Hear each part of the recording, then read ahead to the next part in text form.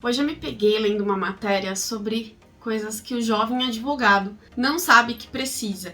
E principalmente que jovem advogado estuda 5 anos e aí não sabe onde sentar em audiência. Isso por quê? Para explicar um pouquinho das dificuldades do jovem advogado. Porque a gente sai da faculdade achando que a gente sabe tudo e que a gente vai advogar e que a gente vai arrasar e tudo mais. Eu sempre falo nas minhas palestras, falo aqui nos vídeos para vocês, para todo mundo. Entendam, a gente fez faculdade de Direito, não fez faculdade de Advocacia. Apesar de muitas pessoas falarem, você fez faculdade de Advocacia e tudo mais. Não, a faculdade de Direito. Então, como você fez a faculdade de Direito, você pode ser promotor, juiz, delegado, enfim, 55 milhões de profissões. E advogado é uma dessas profissões que você fazendo o curso de Direito, você pode se habilitar a ter essa profissão desde que passe no exame de ordem. Então, vamos focar aqui.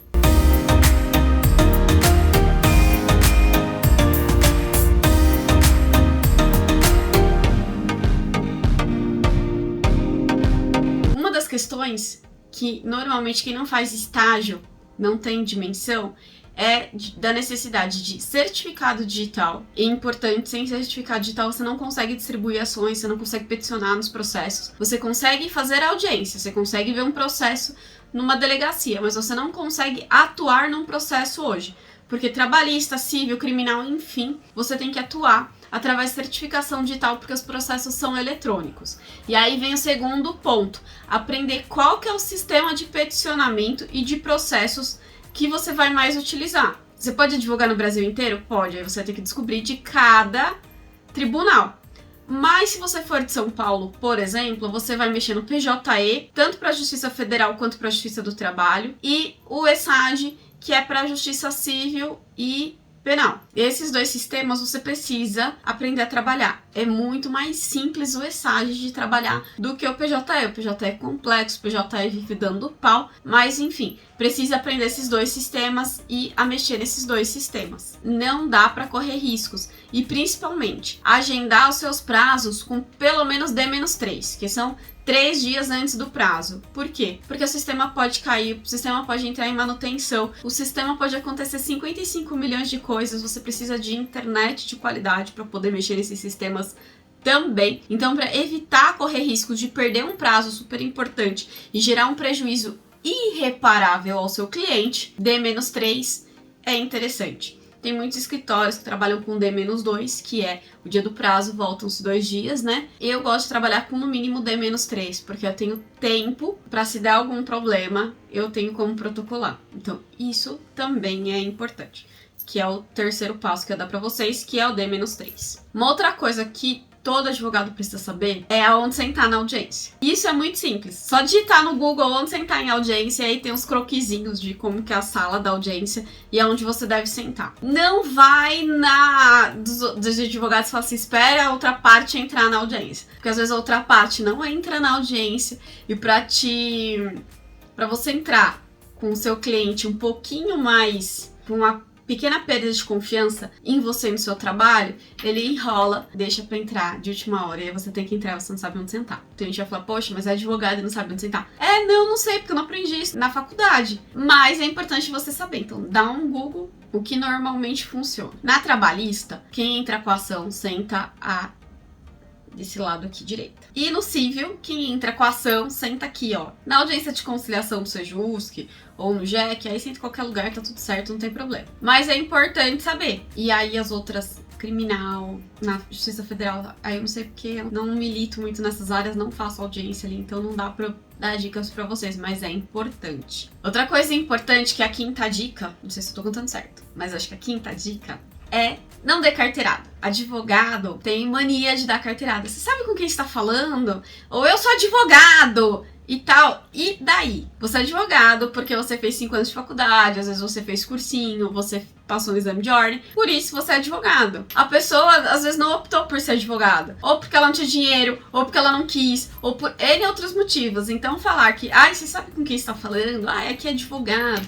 chegar com a carteira, esfregar na cara dos outros, não é o caminho. Muitas pessoas fazem isso e muitas pessoas têm prejuízo com esse tipo de ação e continuam achando que não tem problema e continuam fazendo. Então, por favor, não faça. não é bacana, não é legal e não é produtivo. Até hoje, depois de quase 10 anos advogando, eu sempre chego assim, olha, eu não tô acostumada com o procedimento dessa vara, eu não tenho muitos processos aqui, então eu gostaria que vocês me auxiliassem, porque realmente eu sou leiga, então eu preciso da ajuda de vocês. Vocês podem me orientar qual que é a melhor forma de atuar aqui ou de fazer tal coisa, ou alguém pode me ajudar porque eu nunca peguei um processo assim e eu não sei onde tá a guia, enfim. Eu acho que isso abre muito mais portas do que fecha. Eu tive um episódio que essa me marcou demais, que eu vou contar pra vocês. Até uns 15 anos atrás, nem isso, 10, 15 anos atrás, as mulheres no Fórum de Santo André, por exemplo, precisavam de saias nas audiências. Quem ia de calça era mal vista.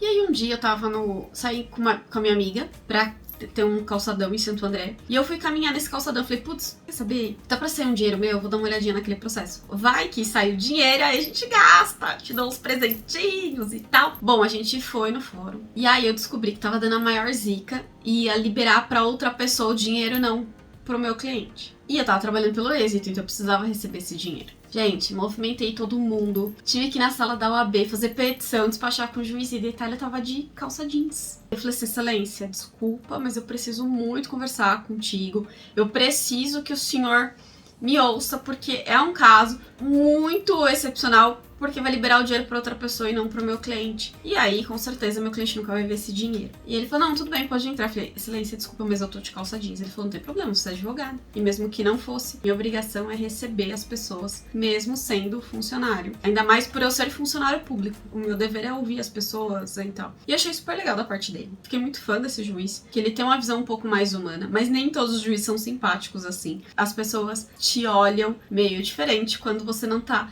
vestido em trajes forenses, que eu até costumo brincar, e até feio, mas eu vou falar isso pra vocês, fantasiado de advogado. As pessoas já têm aquela certa imagem criada, eu até falei em alguns vídeos, de imaginando advogado, tipo o Sultan, advogado, com uma roupa diferenciada, com terno, gravata, enfim, uma mulher de taier e eu tava de calça jeans. Mas fui super bem atendida, consegui resolver o meu problema, mas expliquei tudo e as pessoas compraram a minha dor, entenderam da necessidade de arrumar aquela questão processual. E aí movimentei, tanto o fórum que eu movimentei, eram 2 processos, então movimentei o juiz de uma vara, o diretor da vara daquele juiz, mais o diretor da outra vara e os escreventes das 2 varas, pra gente poder resolver o problema. Em 2 horas e meia a gente conseguiu resolver tudo, tava tudo certinho, e acho que uns 3 dias depois eu fui lá e levantei o dinheiro pro meu cliente. Mas tudo isso pra dizer que você precisa ser humilde. Por mais que às vezes você não queira, por mais que às vezes você não acha que vale a pena, humildade te abre portas. Você não tá se humilhando, você não tá mendigando alguma coisa, né? Ah, eu tô mendigando o direito que é do meu cliente, uma prerrogativa minha como advogado. Não, não tá. Às vezes você mostrar um pouquinho de humildade, um pouquinho de compaixão, cria empatia com as pessoas, elas vão querer resolver seu problema da melhor forma possível. Porque assim como você tá entendendo a dor dela, ela vai querer entender a sua dor também. Então precisa observar algumas coisas. Outra coisa muito importante que eu tenho pra falar dessa questão da humildade é que é o seguinte, muitas vezes a gente não percebe, mas a gente entra com uma soberba, acaba afastando o juiz do nosso processo, ou acaba afastando o colega e impossibilitando de fazer um acordo, o que não é vantagem pra ninguém. Eu tive um caso, até pra ilustrar pra vocês, que eu tinha um advogado, putz, mas ele gritava comigo, ele pisava em mim, e ele ia, e ele vinha, e ele não sei o que.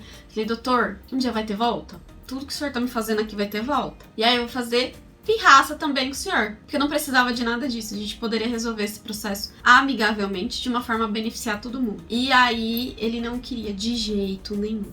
E era um processo extremamente delicado, porque envolviam questões extremamente delicadas. 2 meses depois, inverteu. Eu tava pela reclamante e depois tava pela reclamada. Ele queria fazer acordo, eu falei, não, não vou fazer. E aí eu comecei a achar nulidades no processo, eu comecei a tumultuar, até que na 3ª audiência, aí eu falei assim, bom, meu cliente vai fazer um acordo, o acordo é tanto. Essa é a proposta. E eu tinha alçada, por exemplo, de 20 mil reais e eu não arredava o pé dos 5 mil. E aí teve, de tanto do meu posicionamento e de me matei de trabalhar, de estudar o processo, eu estudava até a vírgula que tinha naquele processo. De tanta raiva que eu tinha do advogado, eu queria que ele entendesse a dor que ele me fez. Tudo aquele sofrimento. A juíza também convenceu o advogado, ela estava convencida da minha tese, ela convenceu o advogado. Ele aceitou um acordo de 5 mil reais, sendo que a minha alçada era 20. Meu cliente ficou extremamente satisfeito. Eu fiquei satisfeita, eu falei assim, tá vendo, doutor? Se o senhor tivesse sido mais, não mais amigo, porque não precisa ser amigo, mas se o senhor tivesse sido um pouquinho mais gentil comigo e não tentado me humilhar por eu ser jovem, por eu ser mulher, ou por ser jovem advogado, ou por qualquer outra coisa, que foi isso que o doutor quis, tentar achar falhas por eu ser jovem, ou até mesmo por ser mulher, eu não faria isso com o doutor. Era só pro senhor entender que não deve fazer isso com as pessoas. Aprenda e evolua e seja uma pessoa melhor. Não sei se ele fez isso com outras pessoas, porque graças a Deus nunca mais tive processo com ele e também nunca mais o encontrei. Mas a gente precisa sim tomar cuidado, tanto para esse cartorário, às vezes, que te maltratou, por exemplo, que você pode ir lá na OAB falar com as prerrogativas que você foi maltratado, que realmente não foi legal o que aconteceu contigo. E aí, dependendo da situação, se houver desagravo, a pessoa, normalmente os serventuários, eles são formados em direito. E aí, depois que eles aposentam, eles querem advogar. Juiz também, promotor, enfim. Se eles tiverem desagravo, eles não conseguem advogar, eles não conseguem se inscrever na OAB. Então é tipo uma puniçãozinha. Ah, você menosprezava os advogados, humilhava os advogados, agora você quer ser um advogado? Peraí, não tá certo. Então, isso é super importante. E essas são algumas das dicas que eu quero dar pra vocês. Depois eu dou mais dicas aí. Espero que vocês tenham gostado do vídeo. Não se esquece de se inscrever aqui no canal e também de curtir o vídeo.